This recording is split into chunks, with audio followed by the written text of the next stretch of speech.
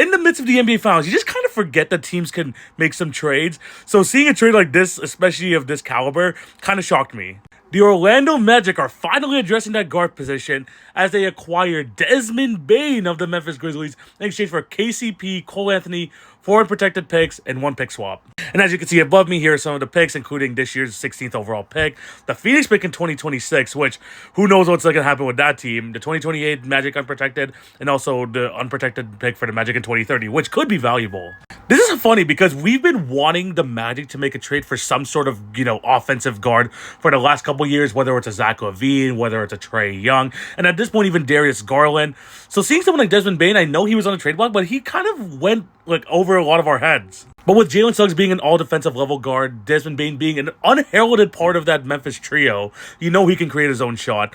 I think it could work out. It's just the fact that 4 unprotected first-round picks and a pick swap is kind of surprising to me. But maybe I shouldn't be surprised because Mikal Bridges in the last offseason got 4 first-round picks too. So, and Desmond Bane's contract isn't even that bad. So I think this is actually not a bad deal for the Orlando Magic.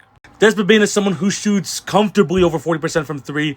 He's someone who can average 22 plus points per game. I think he's going to be a real good fit over there in Orlando, especially now that that, Franz Wagner could be the second option. Paolo is the number 1 guy. Desmond Bane just kind of fits right in next to a defensive guard like Jalen Suggs. Plus, he fits the Magic timeline, and because he's going to turn 27 in a couple weeks, he's still pretty young. As for the Memphis Grizzlies, they take 2 expiring contracts in Kentavious Caldwell-Pope and Cole Anthony, but 4 unprotected first-round picks, a pick swap. There could be something else cooking here for the Memphis Grizzlies. There were always going to be questions whether this big 3 was going to be, sustainable. Jaren Jackson Jr., John Moran, and Desmond Bane. Eventually, they were going to have to move one of them, and they ended up being proactive in moving Desmond Bane at probably his peak trade value. Now they get a good 3-and-D guy in KCP. Hopefully, he can, turn it back on from 3 and help them if they want to do a deep playoff run. I don't think Cole Anthony's going to stay there long-term, especially because they have one of the better backup point guards in Scottie Pippen Jr. But I do think this trade gives them flexibility. They have a treasure trove of draft picks if they want to go for another star player.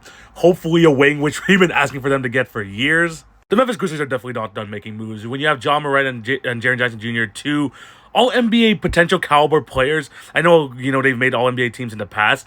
But when you have these 2 talented guys, you want to find a third guy that can fit next to them. And Desmond Bane was good, but they could definitely do better. Whoever that name could be, who knows? But let me know what you guys think down below of this trade. Who wins, who loses? I think it's not bad for either team. Time will tell, but I'm happy that the Orlando Magic are actually going for it now. And for the Grizzlies, it's definitely going to be a retooling offseason. I'm excited to see what type of moves they have up their sleeve. Low-key, this Magic team could be a problem. I'm excited to watch them play next year.